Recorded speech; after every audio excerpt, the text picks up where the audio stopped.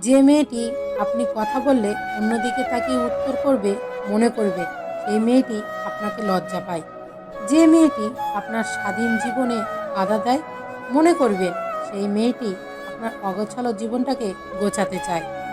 যে মেয়েটি আপনার অপছন্দের কাজটা লুকিয়ে করে, মনে করবেন সেই কাজটি মেয়েটির খুব পছন্দের, কিন্তু সে আপনাকে ভয় পায়। মেয়েরা আসলেই এমনই। একটা মানুষ আর যাই করুক, খুব বেশি দিন মুখোশ ধরে রাখতে পারে না। কুৎসিত মন নিয়ে যত ভালো মানুষের অভিনয় করুক না কেন, তার আসল মুখোশ একদিন ঠিকই খুলে যাবে। স্বপ্ন যেখানে সমুদ্রের মতো বিশাল, বাস্তবতা সেখানে কাগজের নৌকা। আপনার মানসিক তৃপ্তি দেয় কে? আপনার স্ত্রী। আপনার শারীরিক তৃপ্তি দেয় কে? আপনার স্ত্রী। আপনার রান্না করে খাওয়ায় কে? আপনার স্ত্রী। আপনার ঘর সাজিয়ে রাখে কে? আপনার স্ত্রী। আপনার ঘর পরিষ্কার করে কে? আপনার স্ত্রী।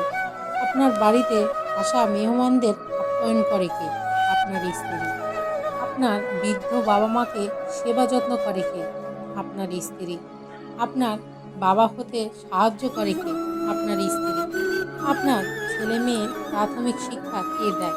আপনার স্ত্রী। আপনার অসুস্থতায় পাশে থাকে আপনার স্ত্রী। স্ত্রীর কোনো বিষয় নিয়ে রাগ বা অভিমান করলে একটু ভালোবাসা দিয়ে রাগ না ভাঙিয়ে পেটান কেন আপনি? একজন নারী এত কিছু করার পরেও কেন কিছু কিছু স্বামীদের নিকট তার সঠিক মর্যাদা পায় না? এটাই কি আপনাদের সমাজ? আপনার স্ত্রীর সাথে ভালো ব্যবহার করুন।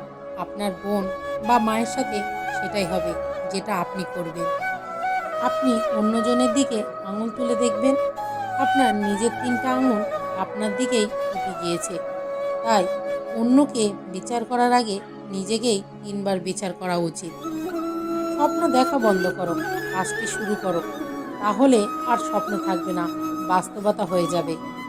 জেতার মজা তখনই আসে যখন সবাই তোমার হারার অপেক্ষায় বসে থাকে। পৃথিবীর সবচেয়ে ভয়ঙ্কর প্রাণী হলো মানুষ।